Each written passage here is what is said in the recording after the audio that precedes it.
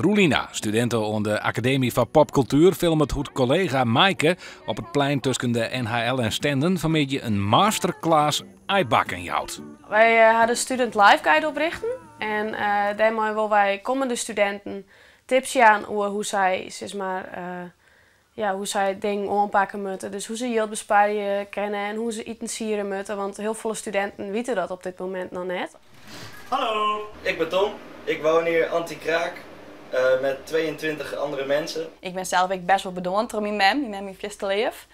En nu ben we erachter gekomen dat, hoe werkt het eigenlijk de wasmachine en hoe moeten we eten sieren en hoe kunnen we zo goed mogelijk, hoe is het toch leuk inrichten. Uit onderzoek onder louter studenten blijkt dat een grote groep problemen had bij het zelfstandig worden. De meest opvallende uitkomst wie het eetgedrag. Goed kip en zo'n eten meisje is er in de meeste studentenhuizen net bij. Er zijn echt studenten die kennen gewoon echt nog compleet niks. Die hebben nooit in de keuken staan en die weten helemaal net hoe dat moet. Maar wat eten die dan? Ja, kant-en-klaar maaltijden. Wat je mag in een trostapje moet of pizza, patat, dat soort dingen. Gewoon heel ongezond eigenlijk. Een riege van de workshop is er likwoos net echt. Gestuntel met wasmachine en etensieren, dat jet er blijkbaar gewoon bij. Ja, maar er was ik wel ervaringen van oren, was ik wel van tevoren jaren, denk ik.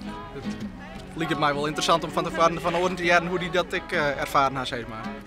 De filmpjes die de vrouwelijke meidje met de kneusjes van de hegeskwallen tenij dus helpen.